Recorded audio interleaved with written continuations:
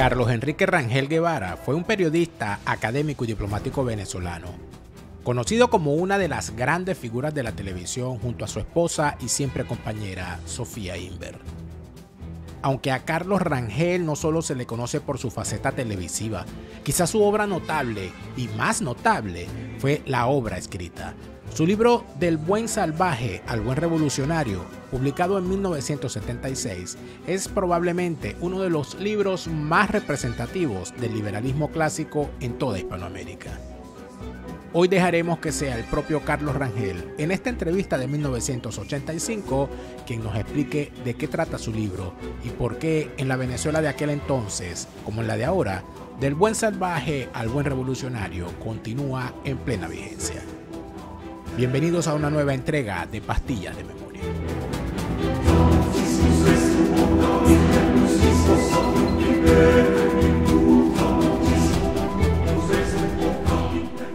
Doctor Rangel, al revisar su libro para esta nueva edición, ¿sintió usted la necesidad de modificar el texto, poner al día algunas partes, en fin, reconsiderar lo escrito? Realmente muy poco. Cuando Editorial Cosmos me propuso hacer una edición nueva y además para ser distribuida en toda América Latina por primera vez, naturalmente revisé el libro y me encontré, para mi sorpresa, porque tenía años que no lo había vuelto a leer, con que prácticamente el libro en su forma original, escrito hace ya 10 años, decía más o menos todo lo que yo querría decir también hoy sobre América Latina. De manera que ponerme a revisarlo en el sentido de agregarle cosas o anécdotas o hechos ocurridos desde entonces no tenía mayor sentido. Lo que hice fue quitarle algunos anacronismos demasiado flagrantes, pero en general el libro que los lectores tienen ahora disponible en esta nueva edición de Editorial Cosmos es el libro tal cual como apareció en 1976 simultáneamente en Venezuela, editado por Monte Ávila de Caracas, y en París, editado por Robert Laffont. Usted afirma al comienzo de su libro que los latinoamericanos no estamos satisfechos con lo que somos, pero a la vez no hemos podido ponernos de acuerdo sobre qué somos ni sobre lo que queremos ser. Es decir, usted admite que América Latina no ha podido definir en qué consiste su esencia o identidad. ¿Se trataría de una falta de proyecto de la sociedad latinoamericana? No, realmente, no. Proyectos siempre hemos tenido. Ninguna sociedad realmente vive sin un proyecto, ningún individuo tampoco. Lo que ocurre es que nuestros proyectos en América Latina no han dado los frutos que esperábamos de ellos, ¿no? La historia de América Latina o de América Española, porque yo en el libro comienzo por advertir que voy a hablar de Hispanoamérica y afirmo que Brasil, teniendo enormes identidades con el resto de Iberoamérica, es un caso el que yo no me atrevo a englobar en ciertas generalizaciones que enseguida voy a hacer. En el caso de Hispanoamérica, pues, la historia es una sola, que comienza ciertamente antes del descubrimiento, puesto que nuestra historia moderna ha integrado la historia precolombina, que incluye el periodo que llamamos colonial y que fue largo tiempo menospreciado, rechazado, pero que hoy en día está siendo revalorizado, por ejemplo, por Octavio Paz, de forma muy importante, y que incluye, pues, en los años pasados desde la independencia hasta ahora.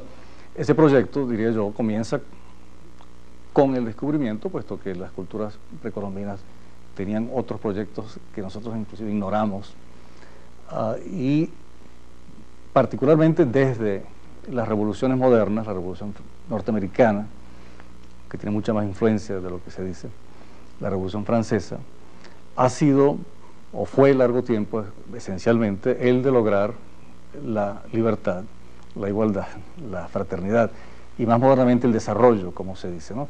Y la modernización. Ese proyecto no ha dado los frutos que esperábamos de él.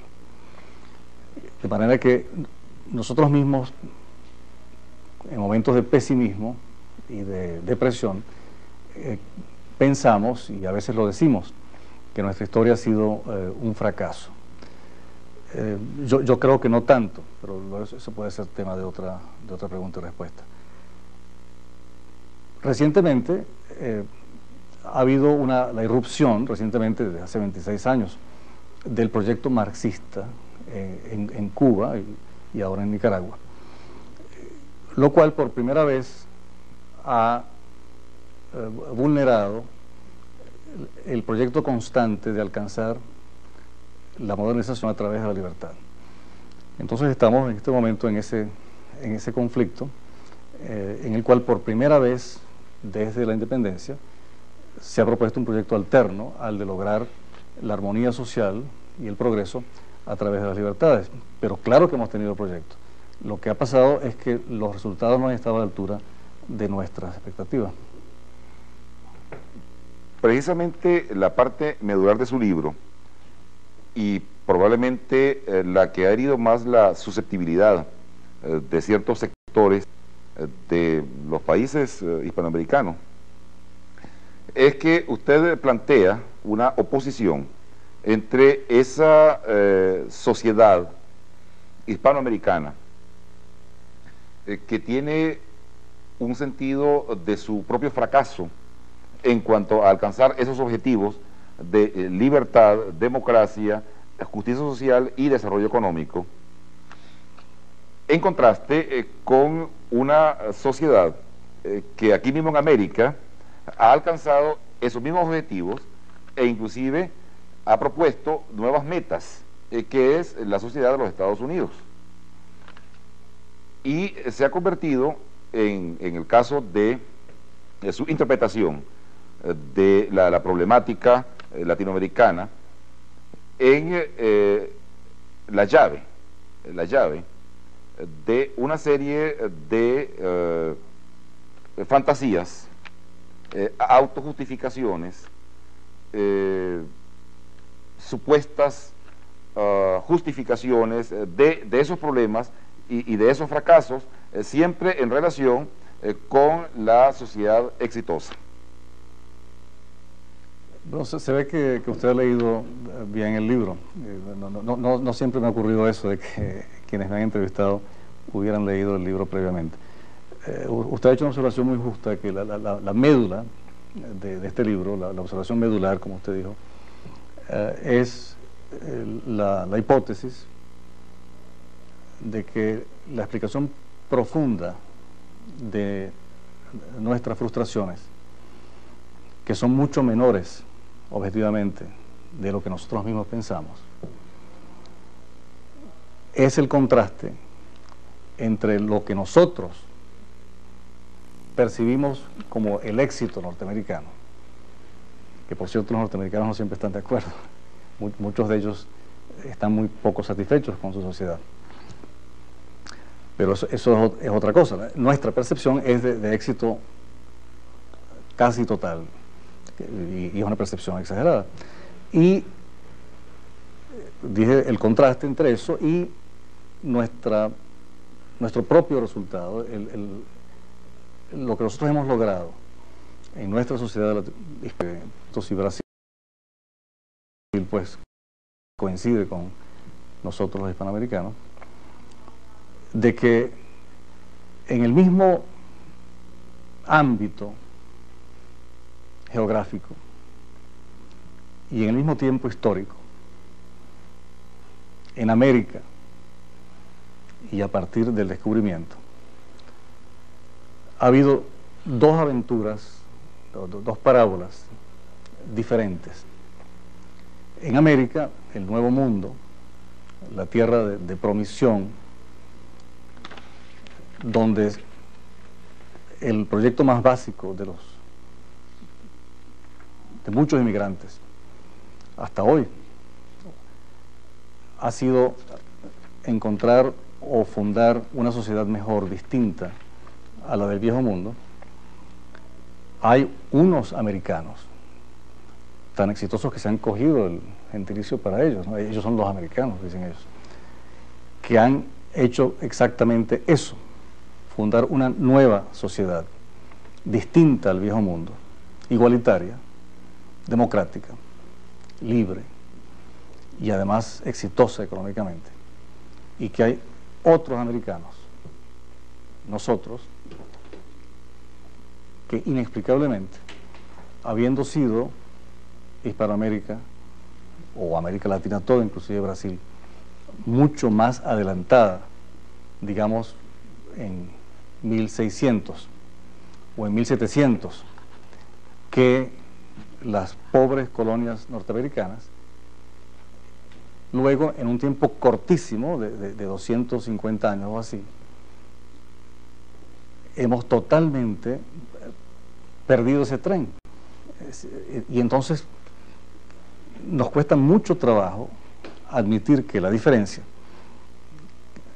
la cual percibimos como mayor de lo que en realidad es, como ellos más exitosos de lo que en realidad son, y nosotros más frustrados de lo que en realidad somos, pueda explicarse por las cualidades de ellos o por nuestros defectos.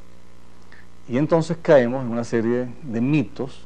El libro se llama, por cierto, tiene como subtítulo Mitos y Realidades de América Latina, que tratan de transferir la responsabilidad por ese contraste inexplicable, salvo por el reconocimiento de verdades desagradables, como debido a causas externas a nosotros. Originalmente, las expectativas de estas sociedades eran semejantes a las de los norteamericanos. La independencia la hicimos para emularlos a ellos y con ese fin expreso. El Congreso de Venezuela trató de declarar la independencia el año 1812, el día 4 de julio, cosa que nunca se dice, para que coincidiera con la declaración de independencia de los Estados Unidos. Por dificultades de procedimiento la declaramos solo el 5.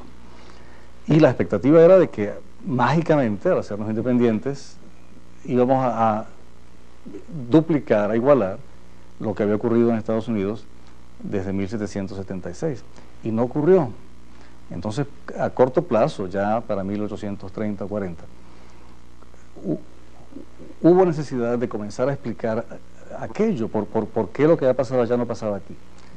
Y entonces comenzaron a surgir teorías como racistas, por ejemplo, de que lo que ocurría aquí era que había mezcla de razas, y había indios, y había mulatos, y que eso nos retrasaba y que nos hacía falta inmigración europea. Luego, con el tiempo, hemos unido esa explicación, que es de mala fe evidentemente, porque la daban los blancos de las clases dominantes, a la explicación que está de moda, que es la explicación leninista, no marxista, leninista, que es lo que yo he llamado en otro libro la ideología tercermundista, y que consiste en sostener que tanto el adelanto de los países adelantados como el atraso de los países atrasados se deben a las relaciones entre unos y otros, que ellos son ricos porque nosotros somos pobres, y que nosotros somos pobres porque ellos son ricos, pues que la riqueza excedente que ellos tienen ha sido sustraída del tercer mundo. En el caso, claro, de este drama americano, hay razones para que esa explicación falsa y mítica se exacerben, porque nosotros tenemos mucha más necesidad, requerimos mucho más urgentemente para poder vivir con nosotros mismos, darnos una explicación del contraste entre los Estados Unidos y nosotros, distinta a reconocer que ellos tienen y tenían, antes inclusive de su independencia, ciertas virtudes cívicas de las cuales nosotros carecemos. De modo que cuando usted dice que señalar que la explicación de la neurosis latinoamericana hay que buscarla radicalmente en la coexistencia de esas dos culturas, la anglosajona en Estados Unidos y la hispanoamericana o latinoamericana en el sur, usted en efecto da en el clavo.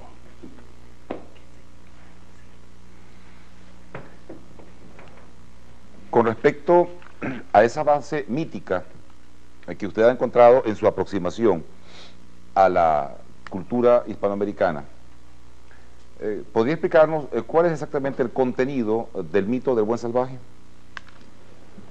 Pues sí, mire, los mitos de América Latina o de América Hispana no los creamos desde luego nosotros. Como tantas otras cosas, las hemos recibido de nuestro pasado en el viejo mundo, de la herencia cultural europea y asiática, ¿no?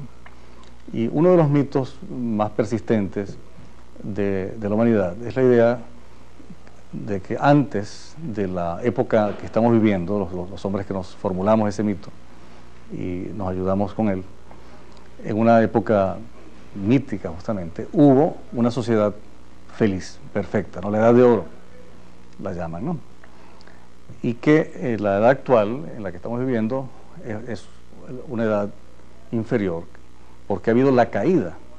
Es también el mito del paraíso terrenal, el mito de que hubo una etapa feliz del hombre, Adán y Eva, en el caso del paraíso terrenal, y que mediante no se sabe qué cosa, o sí se sabe, el pecado, el árbol de la vida y el fruto del conocimiento, o cualquier otra causa, la humanidad perdió esa beatitud natural y primitiva. Pues bien, los europeos y en general la gente del viejo mundo, que es la masa continental euroasiática y africana, se habían conocido siempre unos a otros, más o menos, ¿no?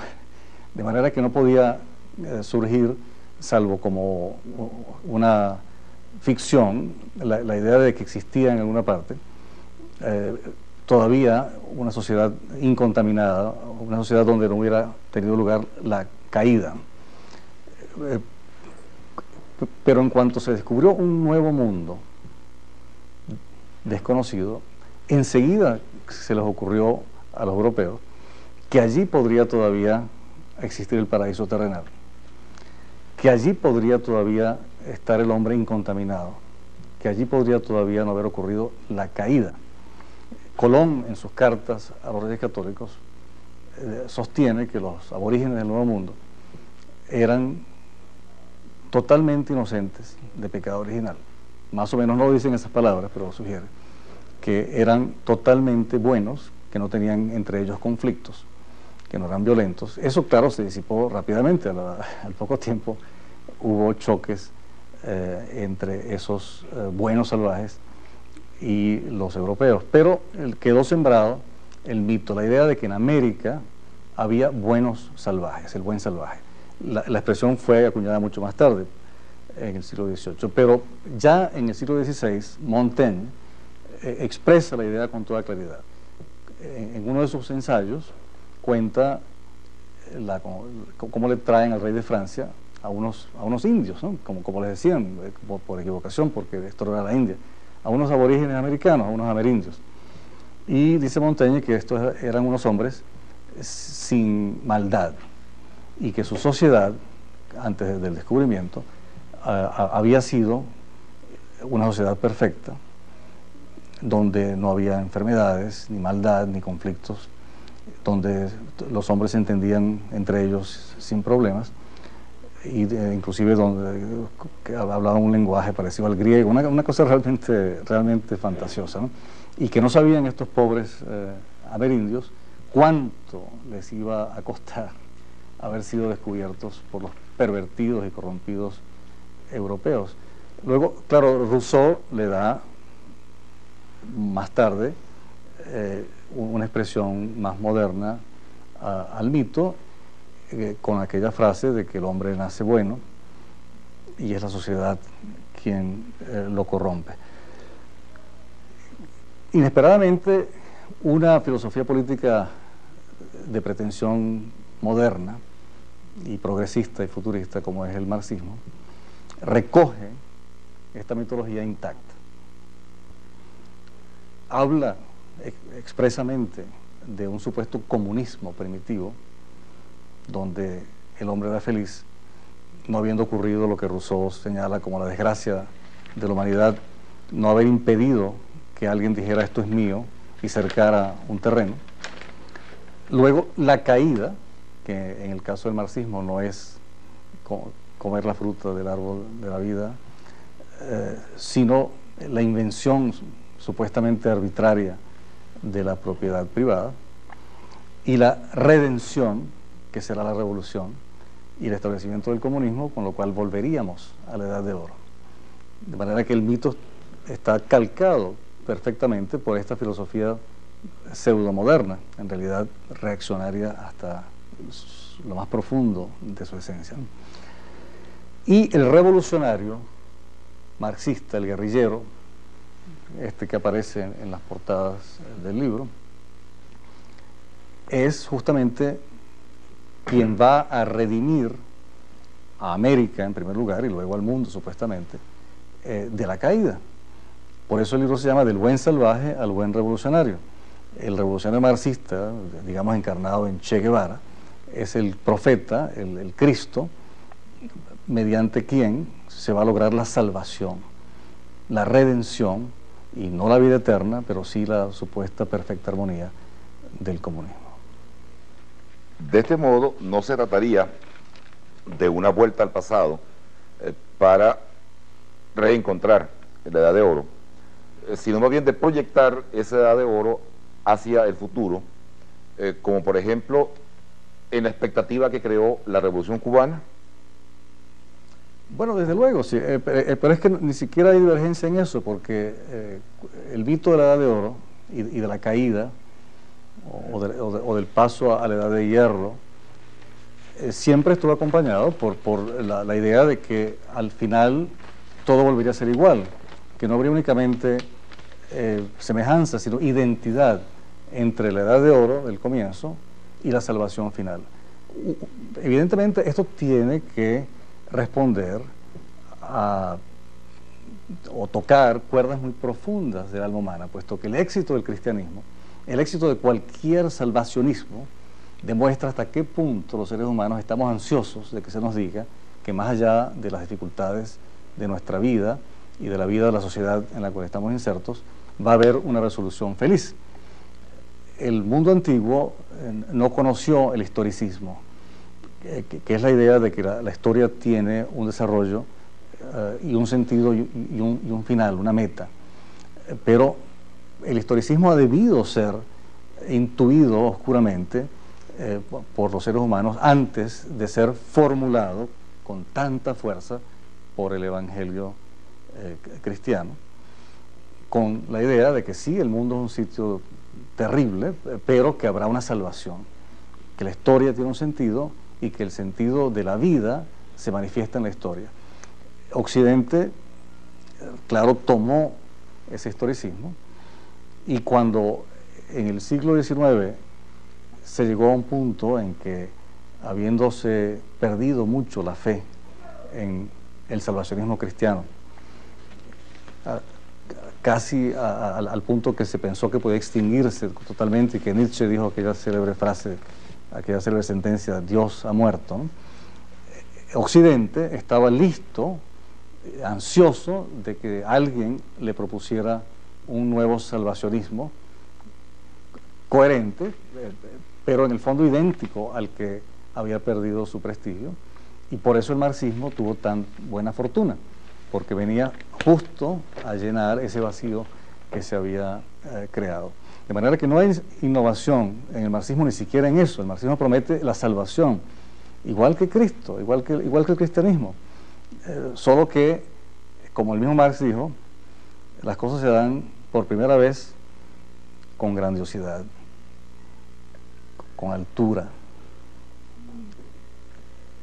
y la segunda vez como caricatura. Napoleón III es la caricatura de Napoleón I. El marxismo es una triste caricatura del cristianismo. Vale la pena señalar que antes del vaciado del marxismo dentro del mito del buen salvaje, ya existía una tradición anti-norteamericana y no exclusivamente antiimperialista en las repúblicas hispanoamericanas y desde el mismo siglo XIX.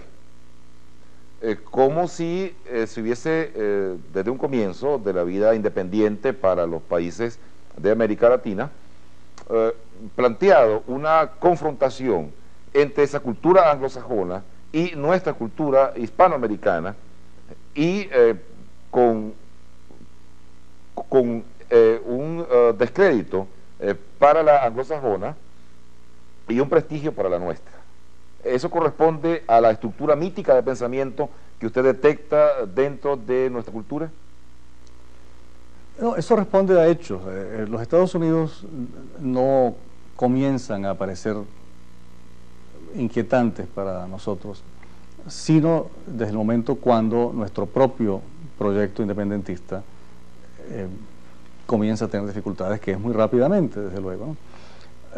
Previamente, nosotros más bien nos identificábamos con los Estados Unidos, conocíamos muy poco de los Estados Unidos, o de esas colonias inglesas, mejor dicho, ¿no?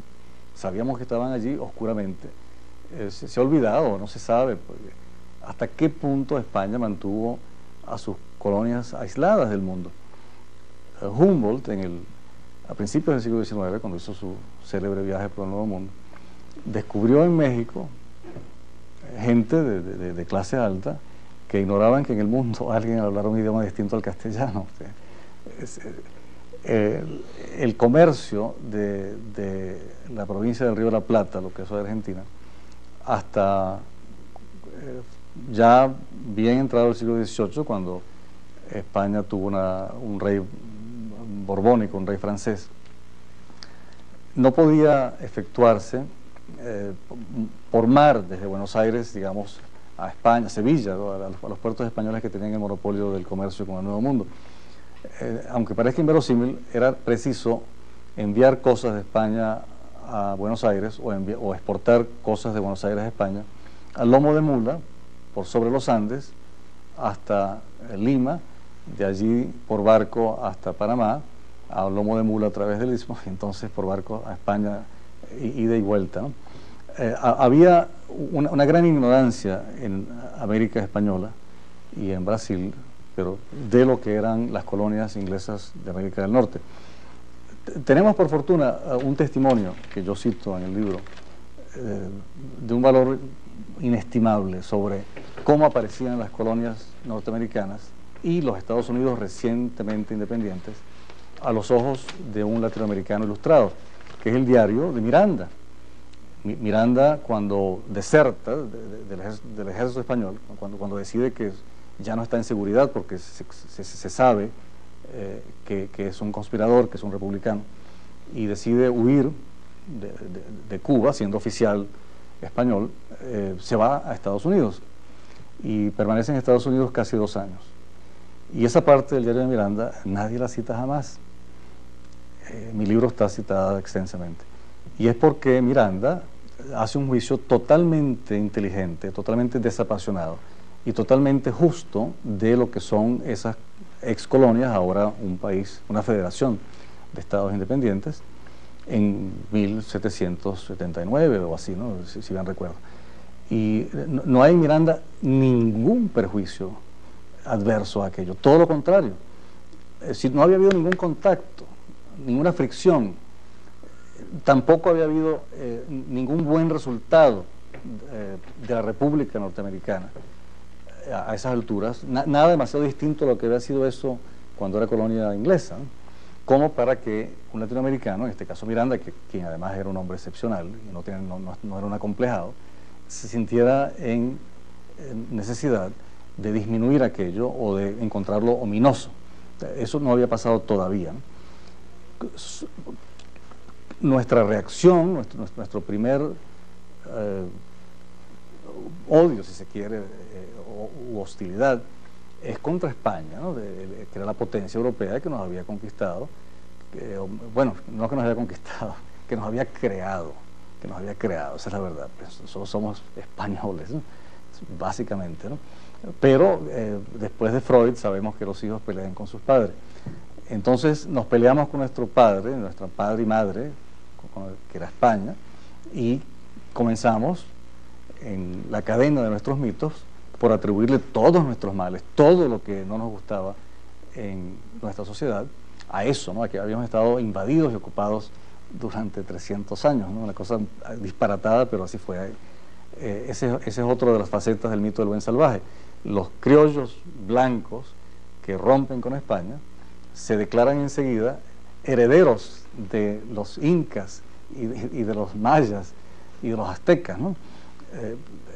Buenos salvajes que se han sacudido del yugo español después de 300 años de dominación. Hemos recuperado la independencia, ¿no? En México hasta hoy pues se habla en esos términos y no hay una estatua de Hernán Cortés. En Venezuela somos menos neuróticos.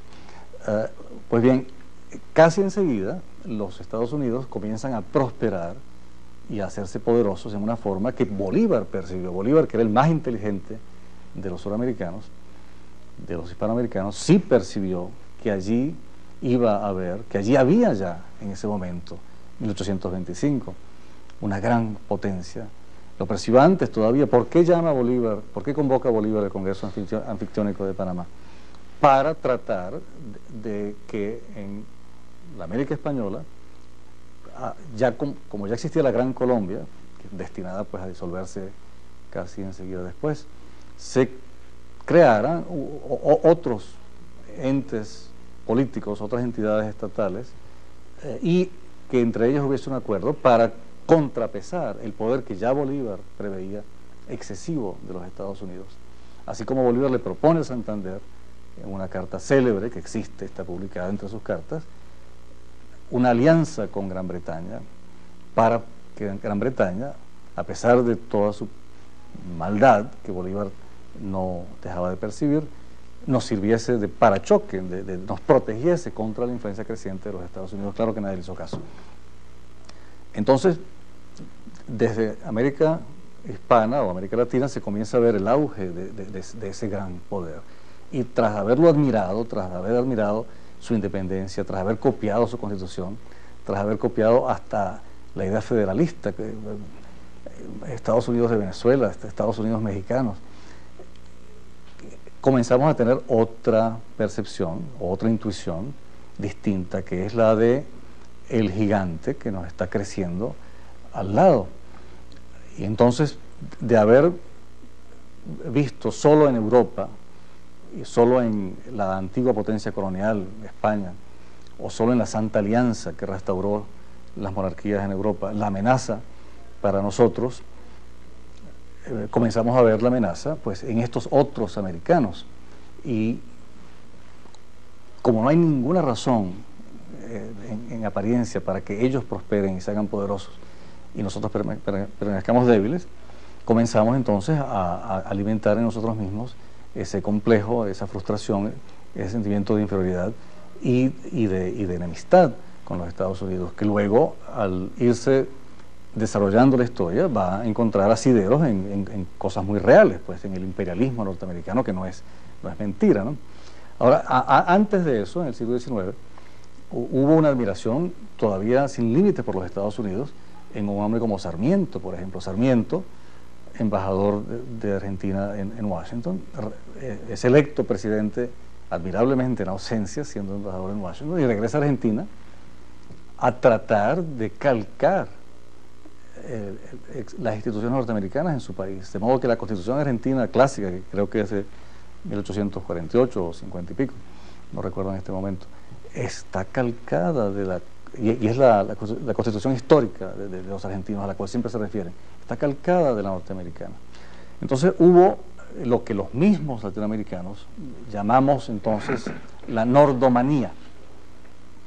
Y en medio de ese ambiente de admiración acrítica por los Estados Unidos, es cuando se crea la Unión Panamericana en Washington, basada en la hipótesis de que hay intereses comunes entre todas las repúblicas del hemisferio occidental y que aún existe pues en la forma de la Organización de Estados Americanos.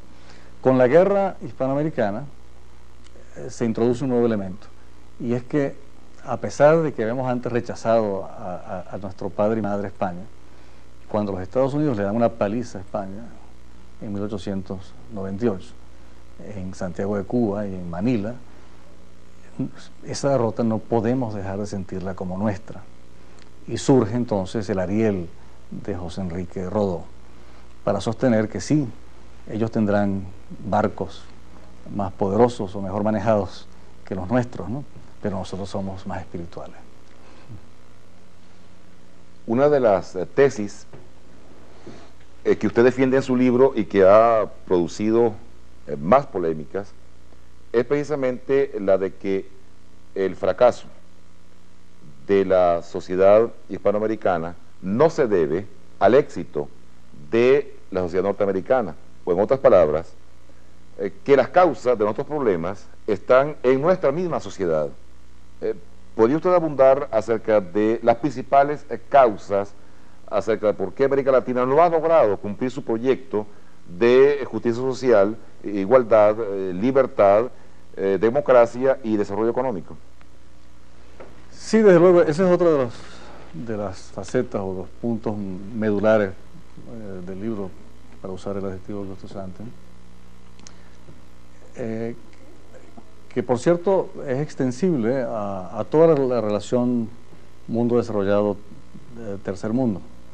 La ideología tercermundista, la cual yo desmenuzo en ese otro libro más reciente que se llama El tercermundismo, consiste en sostener básicamente, como dije antes, que el desarrollo en unos países ha causado subdesarrollo en otros. Ese es un transparente disparate, porque hasta hace muy corto tiempo, hasta hace 300 años, para darle un muy largo lapso, el mundo entero era pobre, ¿no? Ninguna sociedad histórica había jamás ni sobrepasado los $200 de ingreso per cápita anual, dólares, claro, convertidos en bienes de consumo a precios constantes, o estaba por debajo de los $50. Esa era la norma histórica del Imperio Romano, de la China, de la dinastía Han, o de Indonesia hoy. Eso no es lo raro, eso es lo que había siempre sucedido. Lo extraño es que en los últimos 300 años, desde la Revolución Industrial, menos de 300 años, desde 1730 o 50, de pronto apareció el desarrollo en la historia. No se podía subdesarrollar a nadie porque todos éramos o todos eran subdesarrollados. Y entonces, sin ningún contacto ni explotación significativa del hoy llamado tercer mundo, algunos países, por su ingeniosidad, por su iniciativa, por sus virtudes cívicas, comienzan a desarrollarse, a producir riqueza por encima de esa norma histórica tope de $200. El primero fue Gran Bretaña, y luego se han ido incorporando hasta hoy, el proceso continúa, otros países a lo que llamamos el desarrollo.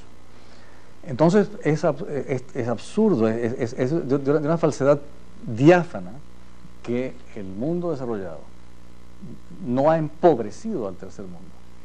Tampoco es que no le haya hecho ninguna agresión o que no haya perpetrado ninguna exacción. Claro que sí. En la sociedad humana y entre sociedades humanas a través de la historia, los más fuertes siempre han cometido exacciones contra los más débiles. Pero hasta el asalto a mano armada, ¿no?, que es la exacción más desnuda, ¿no?, exige, para que pueda tener lugar, una disparidad de fuerza entre el ladrón y la víctima. El ladrón carga un cuchillo, por lo menos, de modo que la mayor fuerza tiene que ser previa a cualquier expoliación. Expoliación ha habido. Lo que no ha habido es lo que se pretende, que esa expoliación explique el progreso de unos y el atraso de otros. Al contrario, yo sostengo, y creo que demuestro, sobre todo si se toman los dos libros, que el impacto traumático de Occidente sobre lo que hoy llaman tercer mundo ha sido estimulante. Y doy, por ejemplo, no en este libro, sino en el tercermundismo, el ejemplo del encuentro de Occidente con Egipto, encuentro que se produjo en diferentes oportunidades, pero me voy a referir a las dos que sirven para la demostración. En San Luis, el rey San Luis de Francia, trató en una cruzada de reconquistar a Egipto para la cristiandad. Egipto, que había sido uno de los grandes centros del cristianismo en el siglo IV y V de nuestra era. Para ese momento, Egipto había dejado de ser parte del Imperio Romano, había sido conquistado anteriormente por otros grupos humanos, y en particular en el momento cuando San Luis trató de reconquistar Egipto, en el siglo XI, si mal no recuerdo, XII. Egipto era musulmán y vivía bajo el régimen de los llamados mamelucos. Los árabes habían desde el siglo VII pues conquistado casi todo el Mediterráneo sur, pues la parte del norte de África, España, todo el Medio Oriente, y pronto conquistarían lo que es hoy Turquía, y finalmente Constantinopla, llegarían casi hasta Viena. En Egipto reinaban los mamelucos. Los europeos, los franceses, tratan de reconquistar Egipto para el cristianismo y son desbaratados, son derrotados de la manera más aparatosa, porque en ese momento la civilización islámica era más avanzada en todo, inclusive en el arte de la guerra, que Europa. El caballero medieval francés era una versión menos experta del guerrero armado a caballo que los mamelucos. Y los mamelucos desbarataron a los franceses. Bueno, en el siglo XVIII, a fines del siglo XVIII, Napoleón Bonaparte hace una nueva expedición francesa a Egipto. No han pasado sino 7 siglos. Los mamelucos, cuando se enteran en el Cairo de que los franceses otra vez han desembarcado en Alejandría, se preparan a volverlos a desbaratar. Pero en el intervalo, muy corto, en la perspectiva histórica, los mamelucos se habían quedado tal cual como habían sido cuando San Luis, o tal vez habían degenerado inclusive. Y en Europa había comenzado a ocurrir, pero desde materialmente la hora antes. Si la expedición de San Luis fue ayer, el desarrollo capitalista y liberal de Europa acababa de comenzar.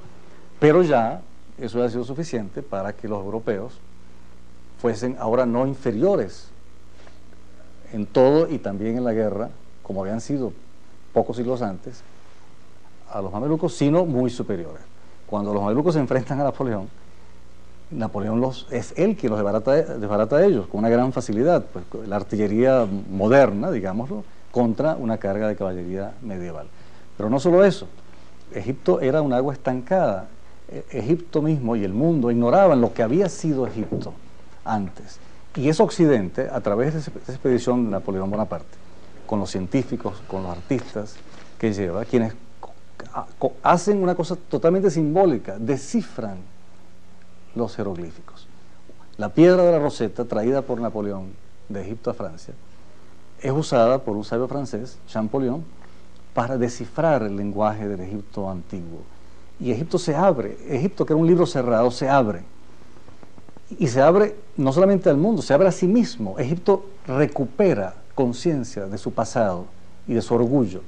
Y Egipto, que hoy no ha resuelto sus problemas, es incomparablemente mejor por haber Napoleón ido allí en 1898 y por haber estado luego allí los ingleses, de lo que era el Egipto de los mamelucos. De manera que allí se ve como en un laboratorio cuál es el verdadero efecto del impacto traumático de Occidente sobre el tercer mundo.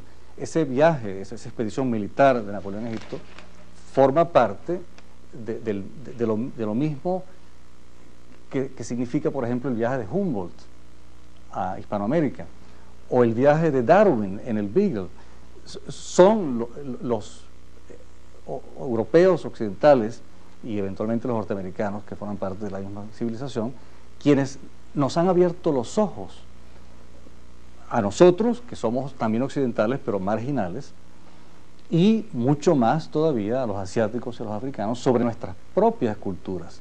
La cultura occidental es la primera que vence el etnocentrismo, que pone de relieve, que valoriza todas las culturas humanas y que le enseña a los pueblos del hoy llamado tercer mundo a tener orgullo en sí mismos y ambiciones. En el siglo XIX, Renan, el famoso escritor francés, hizo un viaje al Medio Oriente y pasó por Petra y por Palmira, que fueron grandes ciudades del Imperio Romano. Y viendo las ruinas de Palmira y a los árabes de ese momento, los beduinos, dormidos como lagartijos, como lagartos decimos en Venezuela, no sé si se dice aquí, entre las ruinas dijo: desgraciados los pueblos que no tienen necesidades. Pues bien, el impacto traumático de Occidente, para decirlo menos, porque el argumento es mucho más completo, pero sería demasiado largo, ha despertado a esos pueblos dormidos y les ha creado expectativas, les ha creado ambiciones y ha desencadenado un proceso mediante el cual ya hoy Occidente ha perdido esa hegemonía. Occidente hubiera preferido, posiblemente, si hubiera tenido conciencia de lo que estaba pasando, que el llamado tercer mundo permaneciera dormido como los beduinos de Palmira. No, los ha despertado. Y hoy todos los pueblos tienen ambición, hoy todos los pueblos quieren el desarrollo. Ha sido ese un daño. Para entender desde un comienzo las causas endógenas de los problemas de la sociedad hispanoamericana tal como se han dado en nuestro continente, ¿cuáles son las diferencias básicas que establece usted entre la vida social y política en las colonias anglosajonas en el norte de América y las colonias hispánicas en el resto del continente? Yo quisiera aprovechar su pregunta para darle una respuesta final que en cierto modo englobe todo el problema. El racismo es una monstruosa equivocación. Los seres humanos son básicamente análogos, donde quiera. Donde difieren es en su cultura. Y hay culturas, evidentemente, conducentes a lo que hoy llamamos desarrollo. Y otras que no lo son. Entonces, si aspiramos al desarrollo, y no podemos no hacerlo, porque una vez que ha sido descubierto, todos lo queremos. El desarrollo es la disminución de las enfermedades, el aumento en la expectativa de vida, la disminución de la mortalidad infantil, es la educación, es la apertura del mundo, es aprender a leer, es como que a un ciego le devuelvan la vista. Es algo que es demasiado deseable, de manera que la hipótesis que se lanza por ahí o que está de moda de que los pueblos que eran ciegos y sordos y que estaban dormidos estaban mejor como estaban es estúpida, absurda. Pero habiendo dicho eso, que hay culturas que arrastran tradiciones y costumbres inhibitorias al desarrollo, vuelvo a lo que primero dije, que los seres humanos somos todos esencialmente análogos. Entonces, el problema, como lo vio Marx con toda claridad, por cierto, es liberar las energías y la ambición de los seres humanos. Casi nadie sabe, casi nadie recuerda, a casi nadie le enseñan en la escuela o en la universidad, aunque se enseña mucho pseudomarxismo, mucho marxismo barato, mucha vulgata marxista, ¿no? Que Carlos Marx, quien era un estudiante de filosofía, preparando un doctorado en filosofía, se interesó en la economía política por lo chocante que le resultó en su extrema juventud, que mientras en Gran Bretaña, en Inglaterra, al lado había desarrollo, en su Renania natal había todavía siervos de la gleba y señores feudales. Entonces Marx percibió, y lo dice junto con Engels en el Manifiesto Comunista, que nadie había sospechado hasta la revolución burguesa, capitalista, la cual describe Marx con un entusiasmo y unos colores, y además verídicos, como nadie nunca lo ha hecho ni antes ni desde entonces. Nadie podía sospechar que hubiera en el regazo de la sociedad humana tanta creatividad, tanta capacidad de producir riqueza. Pues bien, si eso se desencadenó primero en Gran Bretaña, luego casi enseguida, y en vida de Marx, en Alemania, que era un país semifeudal, Pues también puede pasar en el Perú, o en Venezuela, o en Argentina, o en México, o en el llamado tercer mundo, o en este país donde estamos ahora. Y si estamos conscientes de eso, podemos tratar de remover, de desbrozar los impedimentos a la iniciativa, a la ambición humana, que es lo que ha causado el desarrollo allí donde existe. De manera que, para responder entonces en forma concreta a su pregunta, ¿qué es lo inhibitorio? ¿Qué es lo que hemos heredado en Hispanoamérica culturalmente, no biológicamente? Biológicamente somos tan capaces como los ingleses, como los alemanes, como los norteamericanos, como los japoneses. Hemos heredado una tradición política,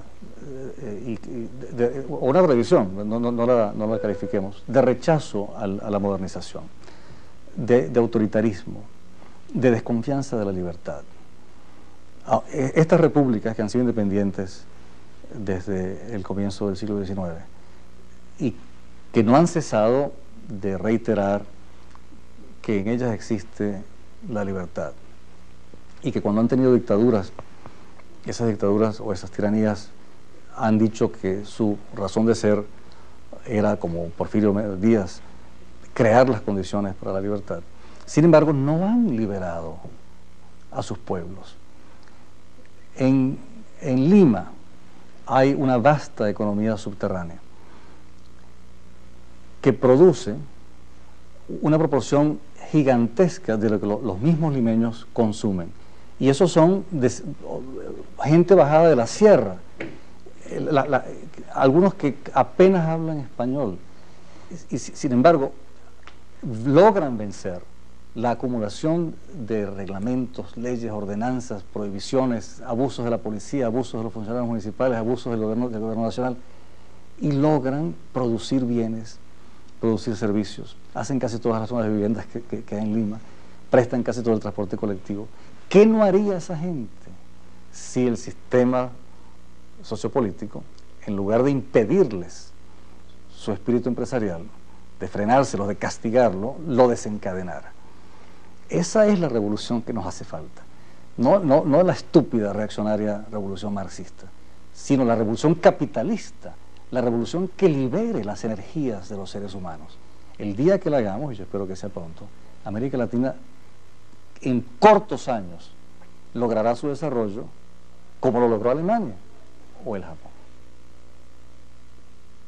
El escenario actual en América Latina contiene una variable de la mayor importancia, como es la deuda externa de nuestros países, especialmente en montos tan elevados como los de México, Brasil, Argentina y Venezuela, para citar los principales deudores. ¿Usted piensa que al sufrir nuestros países las consecuencias de un replanteo total de sus economías, de sus importaciones, de sus prioridades, y caerse las fantasías que esa pseudo prosperidad que hacía posible el préstamo internacional de dinero, al caerse esas fantasías, puedan liberarse otras fuerzas creativas dentro de las sociedades de nuestros países? Bueno, no automáticamente, pero es cierto, y usted allí pues hace una pregunta muy penetrante, que el dinero fácil, estos petrodólares que circularon alocadamente en el mundo a partir de 1973, comenzaron por agravar en una forma insólita todas las ilusiones y todas las irresponsabilidades de los dirigentes latinoamericanos. Cuando uno piensa que México pasó en menos de 10 años de una deuda externa de 4 o 5 mil millones de dólares a una deuda externa de 90.000 millones de dólares, que Venezuela pasó de una deuda externa también de unos 3 o 4 mil millones de dólares a una deuda externa de 30.000 millones de dólares, y que no tenemos prácticamente nada que mostrar por eso. Nos damos cuenta de que eso fue como una borrachera. Ahora estamos pagando un muy alto precio en desengaño y en crisis económica. Pero en efecto, y usted ha tenido una observación bien perspicaz, me parece, es posible que a partir de aquí, a partir de ese golpe, y sin que sean descartables grandes crisis políticas y sociales, Latinoamérica se vea obligada por fin a renunciar a su falta de engranaje con la realidad. Yo no sé qué va a pasar, pero de una cosa estoy seguro: las naciones no perecen, salvo casos rarísimos en la historia de genocidios, ¿no? Pero creo que ni a Camboya, donde los comunistas mataron la tercera parte de la población, la han logrado destruir como nación. Camboya persiste y algún día será libre del comunismo. Pues bien, en América Latina estas naciones, a través de no sé qué convulsiones, ojalá las menos posibles, porque las convulsiones siempre son perjudiciales y causan retraso y muerte y sufrimiento, ¿no?, van a perdurar. Aquellos dirigentes quienes no estén a la altura de las exigencias de este tiempo serán barridos, inclusive partidos políticos, inclusive clases dirigentes enteras. Pero muy posiblemente este sea el piso sobre el cual en el futuro se dirá que América Latina por fin comenzó a curarse de sus mitos y a enfrentar la realidad. Aquí en México ha llamado la atención que en su caracterización del sistema mexicano, usted señale que no obstante todas sus críticas que ha recibido, haya funcionado y principalmente debido a una suerte de cultura de la palabra típica de América Latina. Sí, es que México logró lo que yo considero, con todos sus defectos que ustedes los mexicanos conocen mejor que yo, el menos mal sistema político que América Latina ha producido hasta ahora, porque no es ni la anarquía, ni la guerra civil, ni la tiranía, ni el caudillismo continuista, sino es una sucesión presidencial de presidentes que son omnipotentes mientras son presidentes, que no se pueden reelegir y que una vez que han sido presidentes ya no figuran más importantemente en la vida política del país. Y eso ha producido ya más de medio siglo de estabilidad política y de paz civil, que es un bien tan inestimable y tan raro en América Latina, sobre todo si le agregamos una dosis de libertad como existe aquí, que el sistema mexicano tiene que ser juzgado hasta hoy, y sobre todo si lo colocamos al lado de tragedias horribles como la de Chile, o la de Nicaragua, o la de Cuba, como el menos malo y tal vez, ¿por qué no?, el mejor que hemos sabido hasta ahora crear en Hispanoamérica.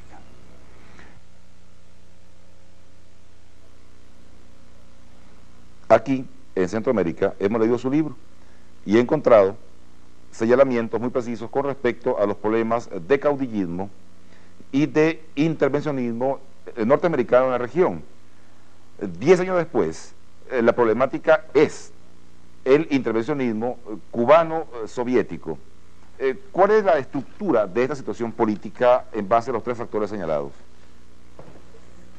Centroamérica ha tenido una historia especialmente desgraciada. En una historia desgraciada y sobre todo juzgada por nosotros, desgraciada, general en América Hispana o en América Latina, Centroamérica ha tenido especial mala suerte con, como usted dice, mucha violencia, muchas guerras civiles, mucho caudillismo, mucha tiranía, mucha intervención norteamericana.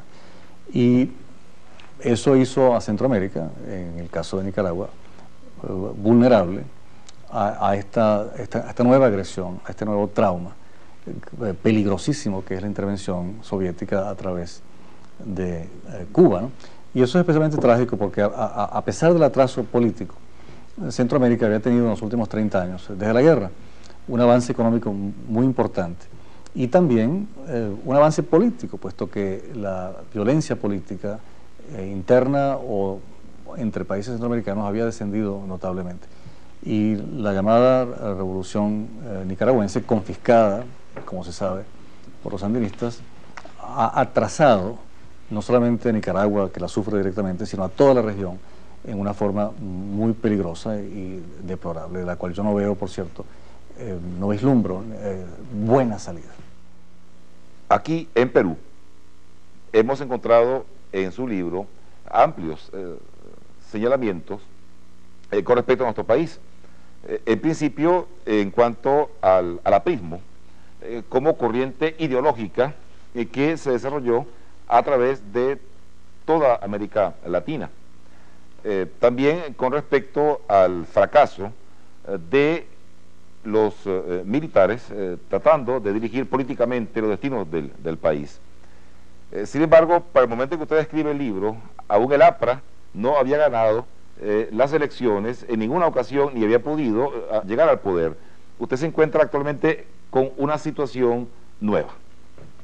Yo no quisiera comentar la situación política actual por muchas razones. Una de ellas es que el presidente Alan García pues, acaba de tomar posesión, ha tenido unas primeras actuaciones muy prometedoras, pero es un gobierno como y los gobiernos en América Latina suelen decepcionar las expectativas. Ahora, la contribución ideológica de Víctor Raúl Haya de la Torre es inestimable. Víctor Raúl Haya de la Torre es el teórico político latinoamericano más importante y en efecto el aprismo tuvo una gigantesca influencia en todo el continente. Los comunistas, el movimiento comunista internacional, indignado de que Haya de la Torre no se plegara a la Tercera Internacional, emprendió desde entonces una campaña de descrédito brutal contra Haya de la Torre, totalmente injusta. Haya de la Torre es el primer marxista latinoamericano, el marxista más lúcido de América Latina, y además esa cosa rara, porque en él se dio, puesto que fue solamente un teórico y no gobernó, un marxista democrático. Y en cuanto a el otro trozo largo de mi libro que trata sobre el Perú directamente,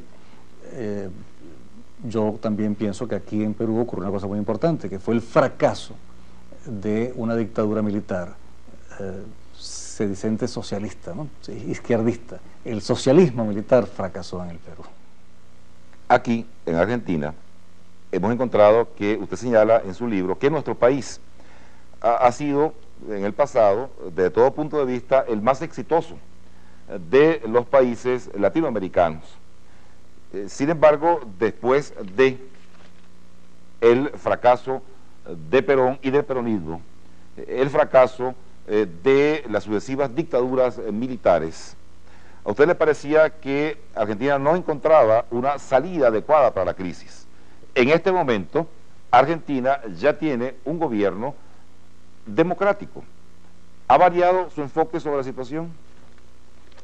Lo esencial, no. Los factores negativos que Argentina ha logrado, desgraciadamente, incubar a partir del pico de su historia, que fue, por ejemplo, la celebración del centenario de la independencia, siguen presentes en forma virulenta. Yo le deseo al presidente Alfonsín, como todos los seres humanos de buena voluntad tenemos que desearle, la mejor suerte en su gestión, pero se enfrenta realmente a problemas muy graves porque la neurosis, lo que yo llamo la neurosis latinoamericana, se ha exacerbado en Argentina, paradójicamente, por lo mismo que este país fue y persiste en ser el más avanzado de América Latina. Pero las expectativas que creó el proyecto latinoamericano de democracia, de libertad, de prosperidad, fueron mayores y más cercanas de cumplirse o más cumplidas aquí que en ninguna otra parte. Y por lo mismo, su frustración tuvo consecuencias psicológicas adversas más traumáticas. Argentina era un país al cual todos veíamos en América Latina como el ejemplo y como la guía de nuestro futuro, en todo sentido, políticamente, culturalmente. De manera que para nosotros ha sido una tragedia, para todos los latinoamericanos, lo que ha ocurrido, y para todos nosotros es muy importante que Argentina supere la crisis en la que ha vivido desde hace ya 50 años.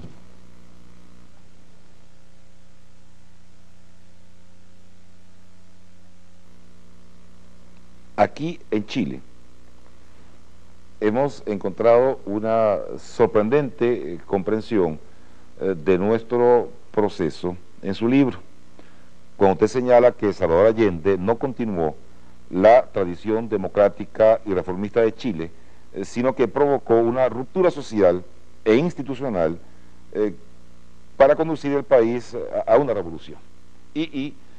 Queremos preguntarle cuáles son las alternativas que usted encuentra para nuestro país. Bueno, a Chile volverá a la democracia. Yo, con relación a Chile, me gusta recordar dos cosas. Y por cierto que a quienes nos están viendo y escuchando, quiero decirles que yo le dedico largos trozos de mi libro, capítulos enteros, a la situación de Chile, porque realmente fue importante en el desarrollo de América Latina. Cuando el presidente Allende venía de ser derrocado, yo que en mi país, Venezuela, hago programas de televisión, le pregunté en una entrevista por televisión a Luis Herrera Campins, que luego sería presidente de Venezuela, sobre la situación en Chile, y tuvo una... Herrera Campins, quien es demócrata cristiano, tuvo una respuesta tremendamente inteligente. Me dijo: Carlos, antes volverá la democracia a Chile que a Cuba. Aquí, en Ecuador, que por cierto también es un país socio de la OPEP, como Venezuela, nos ha interesado muchísimo la descripción de un proyecto político para América Latina que conduciría a la solución de estos problemas básicos de justicia social, libertad, democracia y crecimiento económico. No es el caso en este momento de la realidad en Ecuador. Sin embargo, ¿cuáles son las expectativas que ha despertado en usted nuestro país? Ecuador es una nación latinoamericana, o si se quiere un estado que forma parte de la gran nación latinoamericana, cuya población es solo aparentemente inadaptada pues al desarrollo.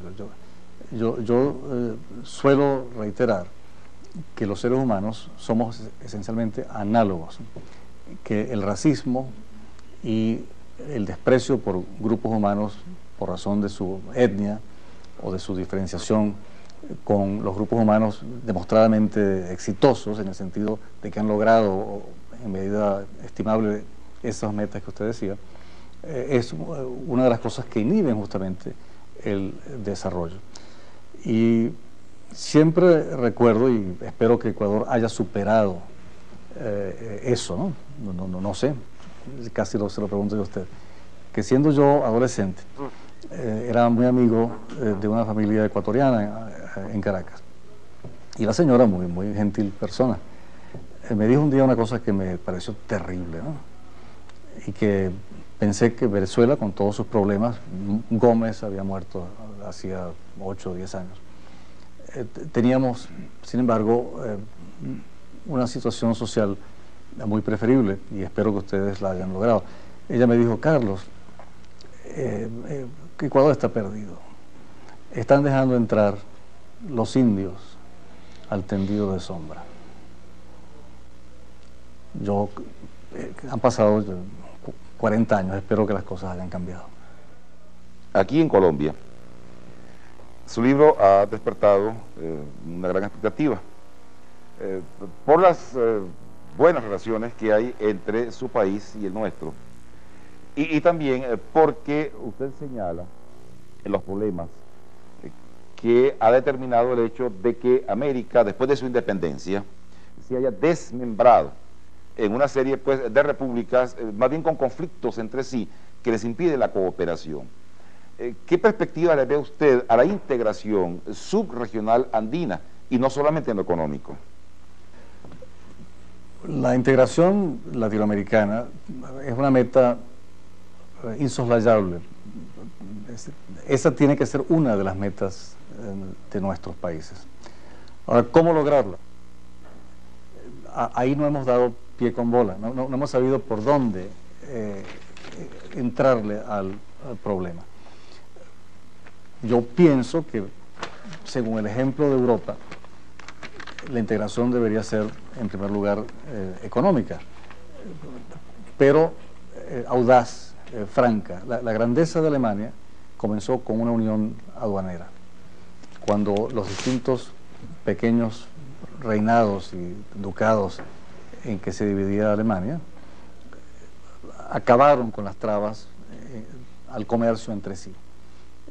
Lo hizo Alemania en el siglo XIX, lo hizo ahora Europa en el siglo XX, y aunque han tenido problemas, sin duda alguna, que parte de la explicación de la gran prosperidad de Europa después de la guerra se debe al mercado común.